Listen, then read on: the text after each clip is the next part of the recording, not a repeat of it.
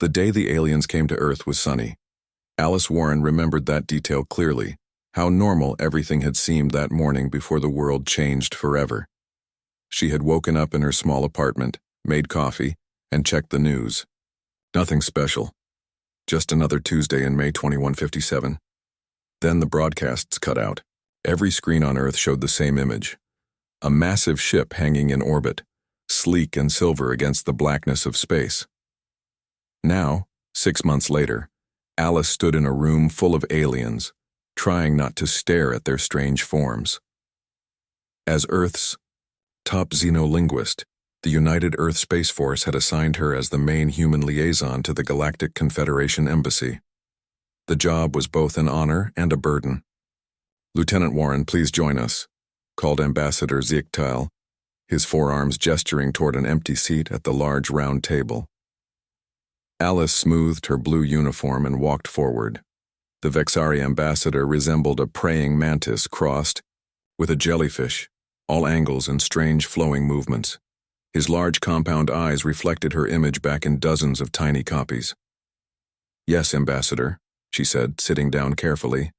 "I hope the accommodations continue to meet your needs." The diplomatic dinner was being held in what used to be the United Nations building in New York. Now it served as the main meeting place between humans and the 17 species that made up the Galactic Confederation.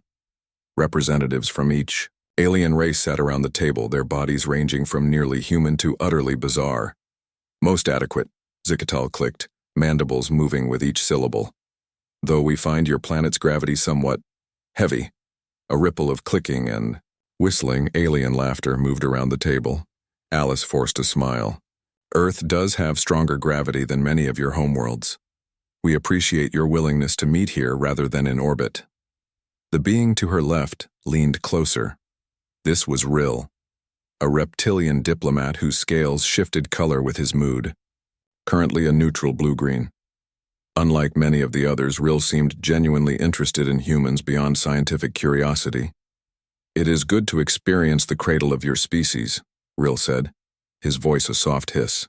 "One learns much from the birth soil of a people." Ambassador Ziegtal tapped a crystal glass with one of his upper limbs. "Speaking of learning about humans, we have been studying your literature and historical records." Alice tensed slightly. These cultural exchanges often felt more like interrogations. "We find your myths most amusing," Ziegtal continued, compound eyes gleaming. "Particularly your legends of monsters and supernatural beings." The other aliens made sounds of agreement. A gelatinous being near the end of the table rippled with what Alice had learned was their version of laughter. "Lieutenant Warren," Ziegtal said, "perhaps you could explain to our gathering the human fascination with imaginary predators, these werewolves and vampires and sea monsters that fill your cultural history." Alice felt her cheeks grow warm. 6 months of diplomatic meetings, and still the aliens treated human culture like a child's fantasy. She took a sip of water before answering.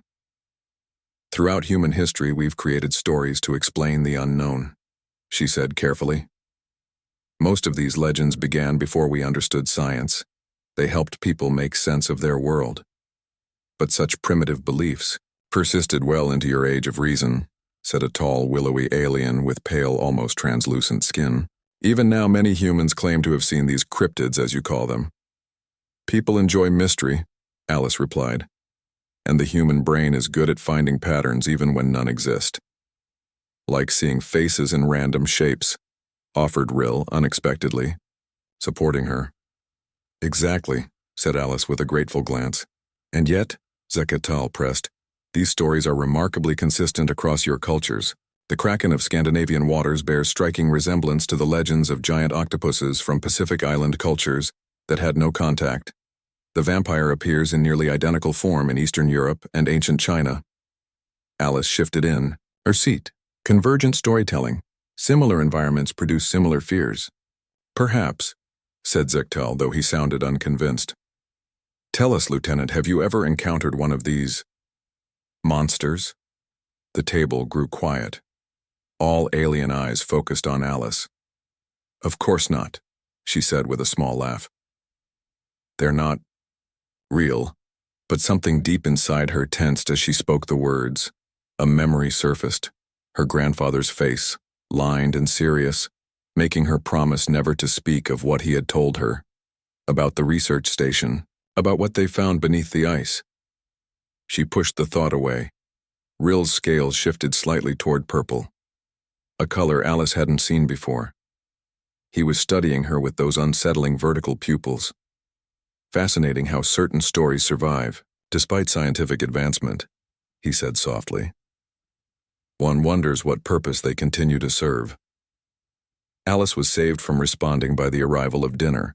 Human and alien servers brought in dishes specially prepared for each species' biology. The conversation moved to lighter topics, discussion of Earth's oceans, the surprising variety of Earth wildlife, plans for cultural exchange programs. After dinner, as the gathering broke into smaller groups, Alice found herself by a window, overlooking the New York skyline. The city lights competed with the strange glow of alien craft hovering above the harbor. You seemed uncomfortable earlier, said Rill, appearing beside her so quietly she almost jumped. Did I? Alice kept her voice neutral when discussing human legends. Rill's scales rippled slightly. You do not believe they are merely stories, do you? Alice turned to face him. I'm a scientist, Rill. I deal in facts, not folklore. As am I, the reptilian said, which is why I find it interesting that your pulse increased and your pupils dilated when denying the existence of these creatures. Before Alice could respond, her communication device chimed. She glanced down to see an urgent message. Antarctic. Outpost approval granted. Joint Human-Alien Research Team forming briefing, 800 tomorrow. Important news? Rill asked. Alice switched off the display. Just work. Nothing interesting. I see. Rill's scales shifted to a deep blue. Did you know, Lieutenant Warren, that many worlds in the Confederation have their own monster legends, some remarkably similar to yours? Convergent storytelling, Alice repeated. Yes, said Rill. That is the official explanation. His eyes moved past her to where Ambassador Ziktal was speaking with several Confederation scientists. The Vexari seemed agitated, gesturing rapidly. The Confederation has approved a research station in your Antarctica, Rill said quietly. For scientific purposes, of course. Alice tried to keep her face blank. That's good news for scientific cooperation. Indeed, Rill's scales darkened further. Though I find it curious how quickly interest turned to your polar regions, almost as if they were looking for something specific. In the reflection of the window, Alice could see Zikatal watching them from across the room. The ambassador's compound eyes seemed to glow in the dim light. Just scientific interest, Alice said. Nothing more. But as she spoke, her grandfather's voice echoed in her memory. They found something in the ice, Alice, something old, something that should have stayed buried. And if it ever wakes up, God help us all. The Antarctic wind howled outside the research station, a sound that made Commander Peter Hayes think of wolves. 6 months had passed since the aliens announced their plans to establish an outpost here, and 3 months since construction had finished. The joint human-alien team now lived in a series of connected domes built directly onto the ice shelf, miles from the nearest human base. Peter stood at the window of the command center, watching the blizzard. His breath fogged the glass as he stared into the swirling whiteness. Somewhere out there was nothing but ice for thousands of miles, or so they had always thought. Commander Hayes, a voice called from behind him. The Vexari science team is requesting access to drilling site B again. Peter turned to see his communications officer, Olivia Grant, holding a tablet. Her dark skin contrasted with the white and blue of her uniform, and her expression showed concern. Again? They were just there yesterday, Peter said, taking the tablet. What's their reason this time? Same as before. Additional core samples. Olivia lowered her voice. And they're bringing more of that equipment that wasn't on the manifest? Peter frowned. Since arriving, the insectoid Vexari had shown particular interest in the ice beneath the station, especially the samples from below Lake Vostok. one of Earth's largest subglacial lakes. The lake had remained sealed beneath nearly 3 miles of ice for at least 15 million years. Whatever lived down there had evolved in complete isolation from the rest of Earth's biosphere. "Tell them I'll meet them at the airlock in 20 minutes, Peter said, handing back the tablet. As Olivia left, Peter pulled up the latest drilling reports on his screen. The numbers didn't make sense. The microbial activity in the deep ice cores was unlike anything they had seen before. Strange, almost artificial patterns in the distribution of organisms, as if they had been placed there deliberately. A soft knock on his door made him look up. "Got a minute?" asked Samantha Cole, standing in the doorway. Her red hair was pulled back in a practical ponytail, and her eyes looked tired. As the team's lead geologist, she had been working long hours analyzing the ice cores. "For you?" "Always," Peter said, trying to keep his tone professional. It wasn't easy. 8 months ago, Samantha had been Dr. Cole, his wife. Now she was just Dr. Cole, his colleague, brought onto the project for her expertise in subglacial ecosystems. Samantha closed the door behind her and placed a tablet on his desk. "I need you to look at this, and I need you to tell me if I'm crazy." Peter picked up the tablet. It showed microscope images of something in the ice core samples, tiny structures that looked almost like circuit boards, but made of organic material. "What am I looking at?" he asked. "That's the thing," Samantha said, her voice low and tense. "I don't know. They look artificial, but they're made of carbon compounds similar to DNA, and they're reproducing." Peter looked up sharply. "Reproducing? These things are alive?" "Not exactly, they're dormant in the ice. But when exposed to warmer temperatures and certain chemicals..." She swiped to a new image on the tablet. Peter's breath caught. The structures had grown, become more complex, almost like tiny machines building themselves. "Have you shared this with the alien science team?" he asked. "No." Samantha's eyes met his. "Something doesn't feel right, Pete. The Vexari are keeping secrets.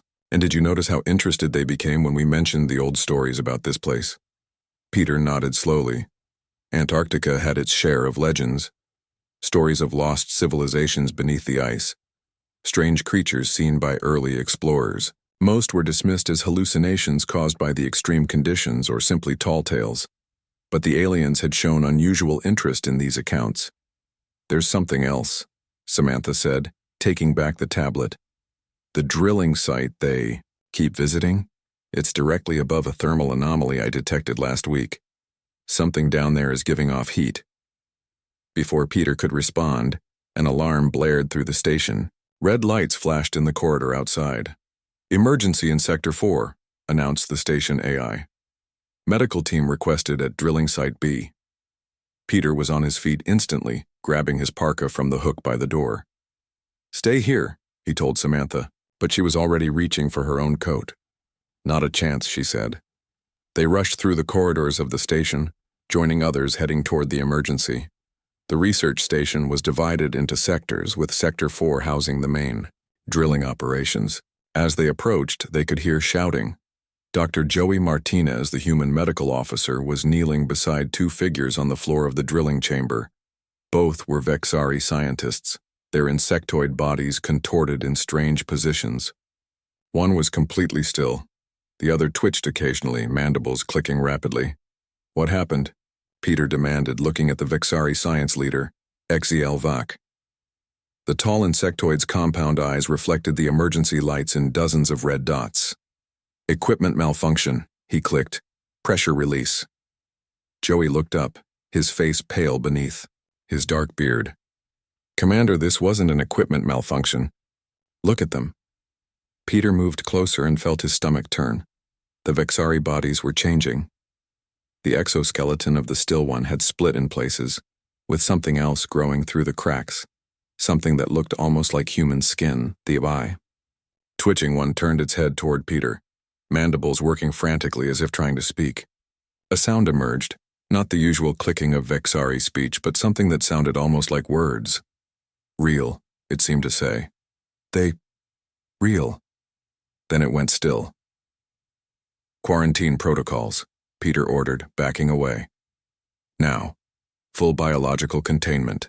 Nobody leaves this sector until we figure out what happened. The storm. Olivia's voice came over his communicator. Commander, the storm has knocked out our long-range communications. We can't contact Earth or the Confederation ships in orbit. Peter met Samantha's eyes across the room. Fear reflected in both their faces. Sir, Joey said quietly, still kneeling by the bodies. There's something else. The changes in their bodies. It's like nothing I've ever seen. It's as if their DNA is being rewritten. One of the other Vexari scientists made an agitated motion. This is classified, he clicked rapidly. No human observers permitted. Confederation protocol. This is an Earth facility, Peter countered. And those are your people dying. We need to work together. Exalvac's antennae quivered.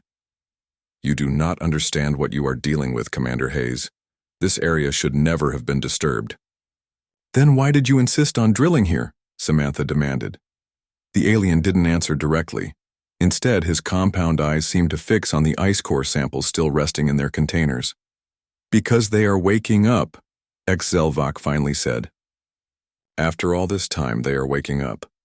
And your people's legends will seem like pleasant dreams compared to the reality. Outside, the storm grew stronger, cutting them off from the rest of the world.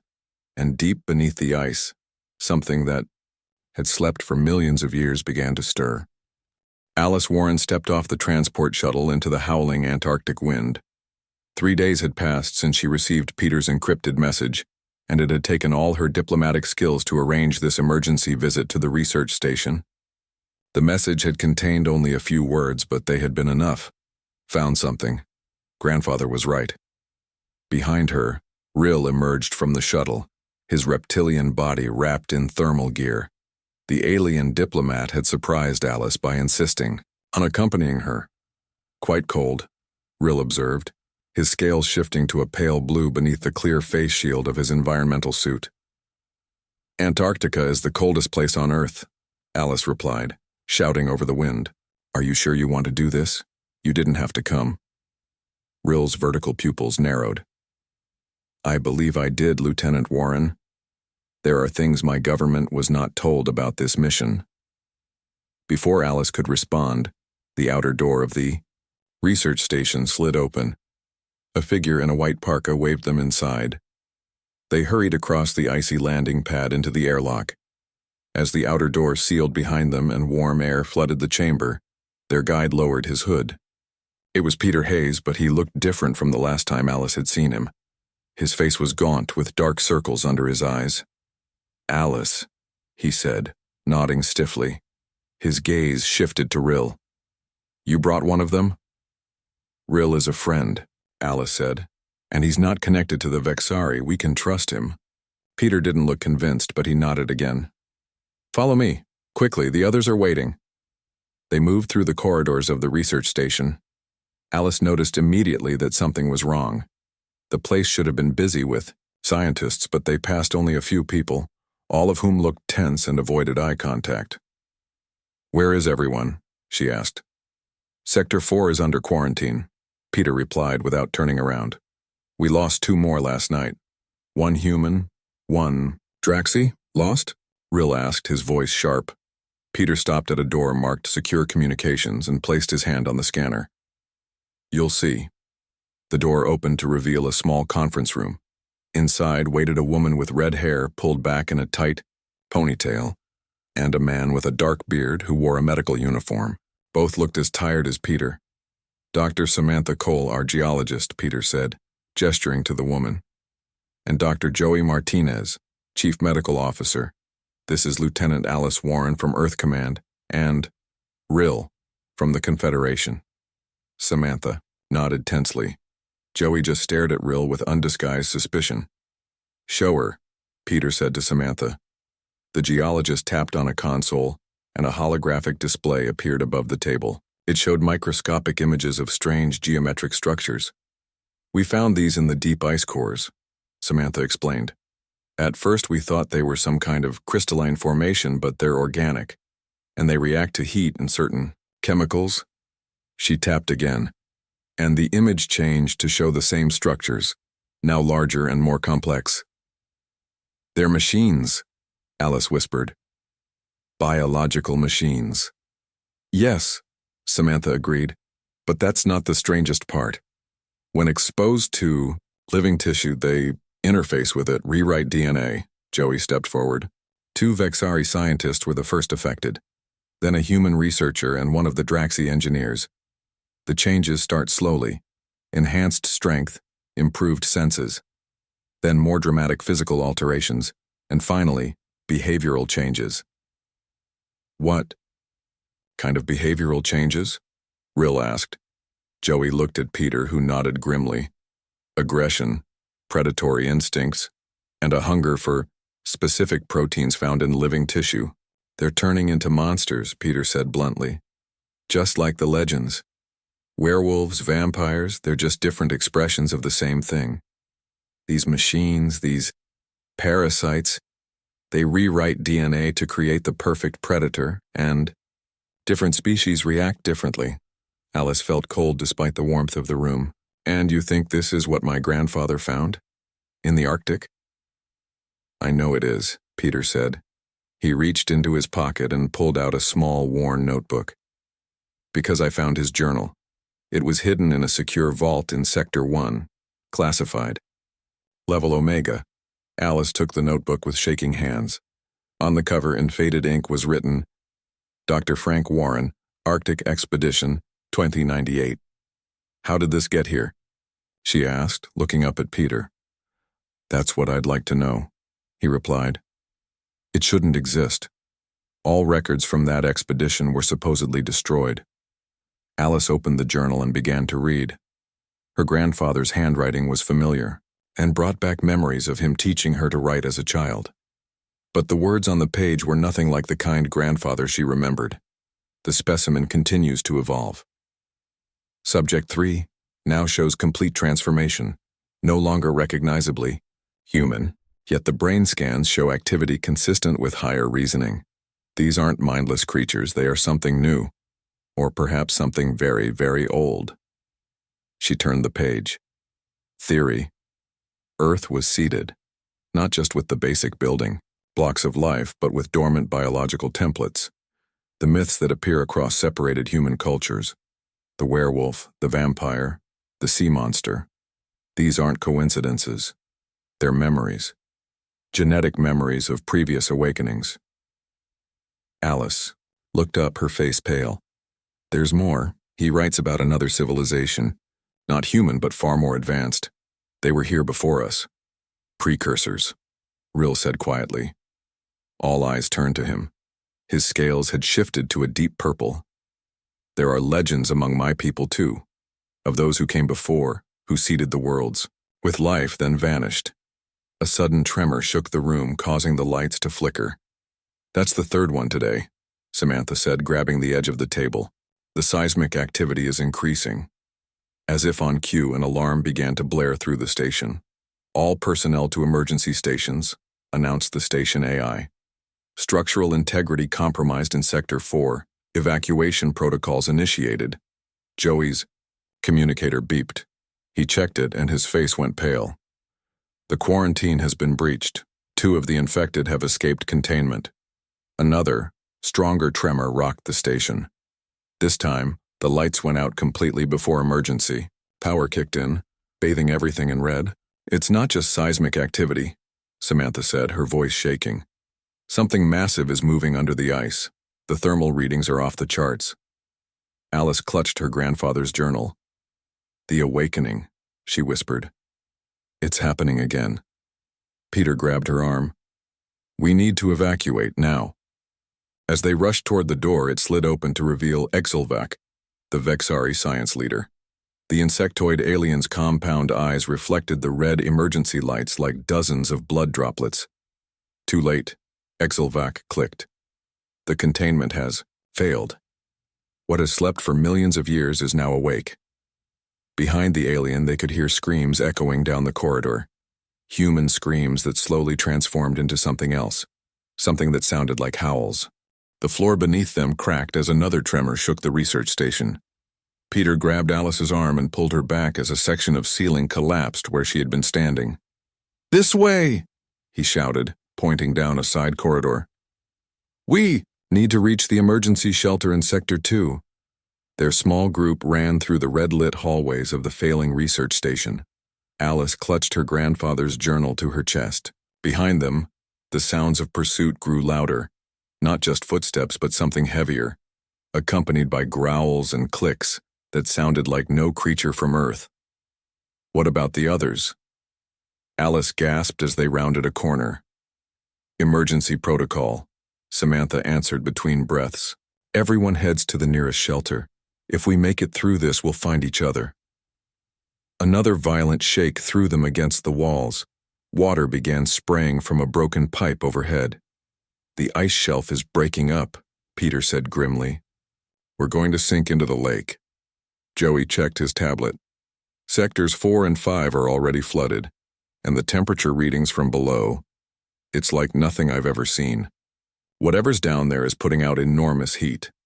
They reached a heavy security door marked Sector 2, Emergency Shelter. Peter pressed his palm against the scanner, but nothing happened. "Power's out to this section," he muttered, moving to the manual override. He and Joey strained to turn the large wheel that would unlock the door.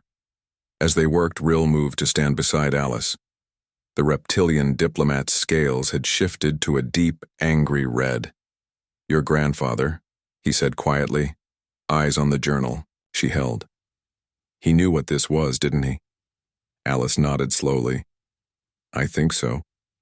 But he never told anyone except me, and even then, just hints, warnings to stay away from the poles." "My government suspected," Rill admitted. "We have records of unusual signals from your planet, going back centuries, periodic surges of energy from the polar regions." The door finally creaked open, and they rushed inside. Peter and Joey immediately sealed it behind them. The emergency shelter was a large reinforced room with supplies, communications equipment, and bunks. It was designed to keep a team alive for weeks if necessary. HFY immediately moved to the communications panel. "We must contact the Confederation fleet." The Vexari scientist clicked urgently. "Good luck with that," Samantha said, dropping onto one of the bunks. All external communications went down with the main power. Alice opened her grandfather's journal again, flipping through the pages frantically. There has to be something in here. Some explanation. Some solution. Peter came to look over her shoulder. "What exactly did your grandfather tell you about his expedition?" Alice hesitated, then spoke. "He made me promise never to go near the Arctic. He said they found something there in 2098, a research team drilling through the ice. At first, they thought it was just unusual microorganisms preserved in the ice, but then people started changing. Like what's happening now," Joey said, bandaging a cut on Samantha's arm. "Yes, my grandfather was part of a team that developed a suppressant. Not a cure, but something that could slow the process.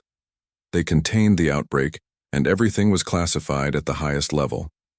If they contained it in the Arctic, why is it here in Antarctica?" Peter asked. HFY turned from the communications panel. "Because it was never just in one place. The organisms are dormant throughout your polar regions, preserved in the ice. We detected them from orbit as soon as we arrived." "You knew?" Samantha stood up, anger flashing in her eyes. "You knew what was down there and you still wanted to drill?" "Not to release it," the Vexari clicked, compound eyes gleaming in the emergency lights. "To confirm it was properly contained, but your planet is warming. The ice is melting. What stayed frozen for millions of years is beginning to thaw. That doesn't explain why you kept it secret from us," Peter said coldly. Rill stepped forward. "Because the Confederation has encountered these organisms before, on other worlds." The room went silent except for the distant sounds of the station breaking apart. "What are you saying?" Alice whispered. "These biological machines exist on 12 known worlds," Rill explained, his voice low. "Always preserved in ice or deep ocean trenches. Always dormant until disturbed. The legends of monsters exist across many civilizations, not just on Earth. And what happened on those other worlds? Joey asked. When the organisms were awakened? RealHFY's scales darkened. 3 planets are now quarantined, completely uninhabitable. 2 others required orbital bombardment to contain the spread. A heavy silence fell over the group. That's why the Confederation came to Earth, Alice realized. Not for peaceful contact. To monitor a potential outbreak. Yes, Rill admitted. When your planet's ice began melting at an accelerated rate, the Confederation feared what might be released. They sent the diplomatic mission as cover for the real work, assessment, and possible containment. Another violent tremor shook the room. The lights flickered. It doesn't matter now, Peter said, moving to check the integrity of the shelter's walls. We need to focus on surviving and warning everyone else. Wait, Alice said suddenly, holding up the journal. Listen to this. Subject 7 shows signs of resistance to the transformation process. Despite direct exposure, the changes have stopped progressing. Blood analysis shows unusual antibody production. The subject's genetic structure appears to be adapting to the invasion. Joey moved closer. Which means some humans may be naturally resistant, Alice said, excitement growing in her voice. My grandfather writes that they found several individuals who could integrate the new DNA without losing their humanity. A loud bang against the outer door made everyone jump. Something on the other side wanted in. I think we have more immediate problems, Samantha said, backing away from the door. The banging continued, growing louder. Metal began to bend. The door won't hold, Peter said, drawing a sidearm. Everyone, find something to defend yourselves with. Alice continued reading frantically. The resistant subjects all share a rare genetic marker, haplogroup R1A3. It appears this sequence may have been engineered specifically to allow integration without loss of consciousness or higher reasoning. The door buckled inward. Through the widening gap they could see a monstrous form, once human but now something else. Its body was elongated, skin covered in a slick black substance. Claws scraped against metal as it fought to get inside. Behind it stood another, transformed creature, this one clearly once a Vexari, its insectoid features now merged with something reptilian and wrong. Engineered, Alice whispered, realization dawning. Humans were engineered to be compatible. As the creatures burst through the door, Joey leaped forward to meet them. But instead of fear, his face showed only a strange determination. His eyes had changed color, now reflecting the light like a cat's. Get back, he shouted, his voice deeper than before. As they watched in shock, Joey's body began to change. Not into a mindless monster, but into something powerful and controlled. Muscles expanded beneath his skin, his fingers lengthened into claws, but his eyes remained aware. Human. He met the creatures head-on, fighting with impossible strength and speed. He's transforming, Samantha gasped. But he's still himself, Alice finished. Just like my grandfather described. 3 days later, Alice stood on the deck of the rescue ship and watched the last piece of the research station sink beneath the dark Antarctic waters. The morning sun glinted off the broken ice shelf that had once supported the facility. Kendi, the distant military vessels from both Earth and the Confederation, formed a tight perimeter around the site. Containment protocols are holding, said Rill, joining her at the railing. His scales had settled into a calm blue-green.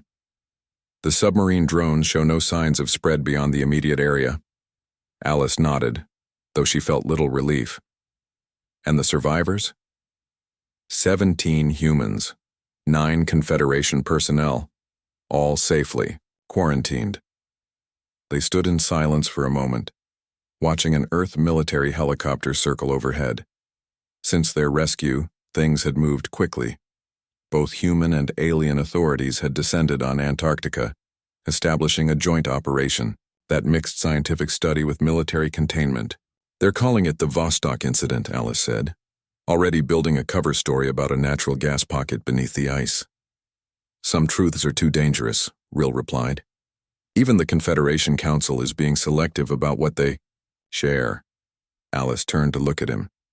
And what about Joey and the others like him? Rill's vertical pupils narrowed slightly. Dr. Martinez and the 6 other humans who displayed controlled transformation are being studied at a secure facility. They are unique in our experience. Alice pulled her grandfather's journal from her pocket, its pages now worn from constant reading. Not unique, just rare. My grandfather found 17 cases during the Arctic incident. All kept their minds, during transformation. All had the same genetic marker. The door to the ship's interior opened and Peter stepped out onto the deck. His left arm was in a sling and fresh scars marked his face. But it was the change in his eyes that Alice noticed most, a slight reflective quality that hadn't been there before. "The captain says we'll reach New Zealand by tomorrow morning," he said, joining them at the railing. "Samantha's fever finally broke. The doctors think she'll make it." "And you?" Alice asked softly. Peter flexed his right hand, where subtle changes were visible in the structure of his fingers. "The transformation has slowed. They think the new treatments based on your grandfather's work are helping." "You saved us all," Alice said. "You and Joey." Peter stared out at the ocean. "We're not human anymore, not entirely." "Perhaps that was always the plan," Rill said. Both humans turned to look at him. "What do you mean?" Alice asked. Rill's scales shifted to a thoughtful purple. "Consider what we now know. These biological machines exist across many worlds. They activate periodically, creating what both our cultures call monsters. Yet only on Earth do we find beings capable of integration without losing their minds. You think humans were designed that way?" Peter asked. "By whom?" "By the precursors," Alice whispered, the pieces finally coming together in her mind. "The civilization that came before. They seeded these worlds, including Earth. But they made humans different." "A failsafe," Rill suggested. "Or perhaps successors." The 3 fell silent again, watching the waves. In the distance, something large briefly broke the surface of the water before disappearing again. "There are more of them out there," Peter said, his enhanced eyes tracking the movement. "Not just in Antarctica. Your grandfather knew it, didn't he?" Alice nodded. "The journal mentions sightings all over Earth. Most dormant, some occasionally active. Deep-sea trenches, remote mountains, ancient forests. The stories people dismissed as legends were memories," Rill finished. "Genetic memories passed, down through generations. Warnings." Peter's communicator beeped. He checked it and straightened. "The Confederation Council is requesting our presence. They're convening an emergency session about the Vostok findings." As they turned to go inside, Alice paused for one last look at the broken ice shelf. "What happens now? Will they quarantine Earth like those other worlds?" "That depends," Rill said. "On what? On whether they see humans as part of the problem or the only solution." Hours later, Alice stood before the hastily assembled Confederation Council. Representatives from 17 alien species sat in a semicircle, their diverse forms united by the common expression of concern. Peter and 5 other partially transformed humans stood behind her, their presence both a protection and a demonstration. Ambassador Zikatal, now representing the Vixari on the council, leaned forward. "Lieutenant Warren, we have reviewed the evidence from Antarctica. The biological machines you discovered are the same ones that have destroyed civilizations before. By all our protocols, your world should be quarantined immediately." Murmurs of agreement rose from several council members. "That would be a mistake," Alice said firmly. "Humans aren't just another victim species. We were designed to coexist with these organisms." "Designed by whom?" asked a crystalline being from the far end of the semicircle. "By the same civilization that created your ancestors, and these biological machines," Alice replied. "My grandfather called them precursors. They left their technology across many worlds, including Earth. But they made humans different." She gestured to Peter and the others. "We can integrate with the machines without losing ourselves. We can control the transformation." Rill stepped forward. "Council members, I have witnessed this firsthand. These humans saved my life even after beginning their transformations. They maintained full cognitive function and moral reasoning. The council chamber grew quiet as the aliens considered this information. If what you say is true, Ambassador, Zakatal clicked slowly, then humans are even more dangerous than we thought. Or more valuable, countered another council member. If they can control these machines, we can, Peter said, stepping forward. His voice had deepened, carrying a subtle resonance that made everyone listen. And we can help you understand them too. These aren't just weapons or plagues. They're tools, precursor technology we're only beginning to comprehend. Alice watched as the council members exchanged glances. She knew what they were thinking, that humans had suddenly become either the greatest threat or the greatest asset in the galaxy. The storms are getting worse on Earth, she said, drawing their attention back. The ice is melting faster every year. What happened in Antarctica will happen again. We don't have time for fear or politics. We need to work together. The council chamber erupted in debate. As the aliens argued, Alice felt Peter's hand on her shoulder. Whatever they decide, he said quietly, Earth won't be the same. It never was what we thought, Alice replied, thinking of her grandfather and all the secrets he had kept. All the legends that weren't legends at all. As the debate continued, a small group of transformed humans waited on a ship orbiting Earth. Joey Martinez stood at the viewport, looking down at the blue planet below. His body had changed dramatically, becoming something Earth's legends might have called a werewolf. But his mind remained his own. And as the Confederation debated the fate of humanity, he smiled, revealing teeth designed for hunting creatures that most civilizations had forgotten existed. The monsters were real, but so were their hunters. The precursors had planned well, and humanity was finally awakening to its true purpose.